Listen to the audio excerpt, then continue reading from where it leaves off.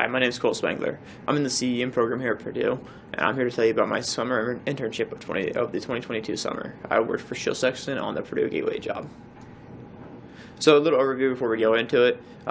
Just going to do an introduction to myself, go over a description of the project, kind of what I did, lessons learned throughout the project, some of the biggest challenges I faced, the favorite thing I did, and some of the favorite moments I had, and some of the things I wish I knew before I went to the project.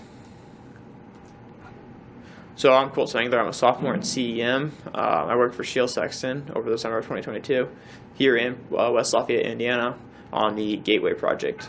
I was under the superintendent pathway towards the end of it. So the Purdue Gateway job is a 5-story building with a basement in it, has 30 plus rooms per floor, 2 large-scale labs, which are really neat. If you want to check those out, they are building. I think they're building small houses in there, and they're able to move them out with large doors that are in place. The user is Purdue, and the architect was BSA. Obviously, it's open now, so go check it out if you want to. So my role within the company was I was originally tasked under a project manager, and I quickly figured out I didn't like office work. So with some conversations about it, I transferred into like a superintendent role, or a shadow underneath them, and learning what they did on a daily basis. And eventually, I kind of created my own daily task for myself to get done. And if any subcontractors had any questions, I was able to answer them from looking at drawings. And if I didn't know, I would just ask one of the superintendents, and they'd help me find it. My daily to-do, I was running safety meetings every morning on the job. I would attend all superintendent meetings, and that included some subcontractor meetings. There was a weekly meeting we had with all subs too, and some other various meetings with like the owners and the architects. I was also tasked with tracking drywall throughout my time there, because that was a big issue. I would meet with each sub, and any other tasks that would pop up through the day I would help out with if I was needed. Some of the biggest things I learned throughout the project was don't be afraid to ask questions. This is a learning experience for you, so you just need to not be afraid to ask and just learn. And obviously, you can explore. A good thing is to explore. Go explore the pathways. There's obviously the superintendent path, the project manager path. There's the project engineer. There's also safety pathways and other office jobs that are available. Just explore and learn what you like, so you can figure out what you want to do when you graduate. Another huge thing about anything you're doing in life, but especially on a construction site, is communication. If you don't have communication at the job site, it will get messed up really fast. You need to learn how to communicate with these subcontractors, your superintendents, and any peers you work with. Some of the biggest challenges I faced was getting used to the environment.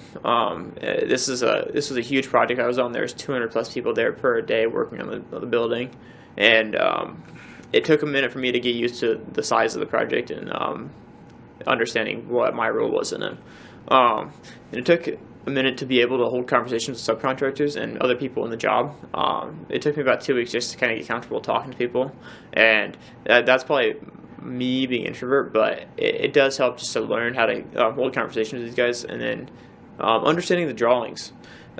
This is something I'm going over right now in class in CEM 280. Just trying to figure out where certain items are located within the drawings and details. If you can find that fast, you will be very, very useful on a job site. It's always great for subcontractors to ask questions, and you'll be able to answer them very fast.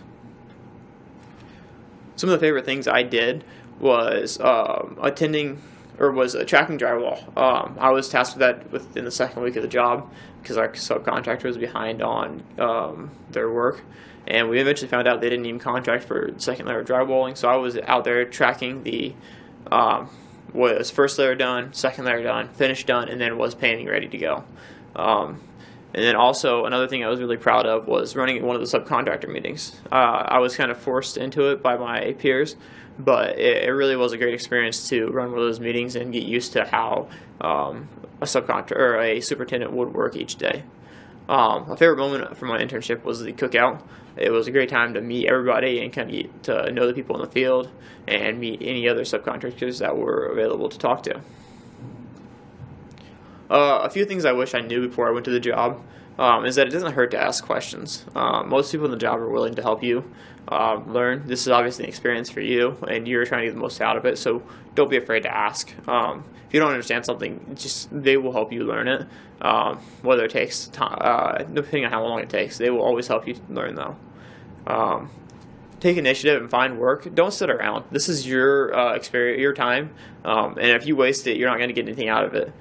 Take the experience you're having right now and learn from it. Go explore. If you can't find work, go walk around the site and just explore it. And also, just get outside your comfort zone. If you have the opportunity to do something, take it. This is your summer to learn. So if subcontractors will ask you to, if you want to help them, go help them. It's just a great experience to learn from each of these different trades. Thank you. My name is Colt Spangler.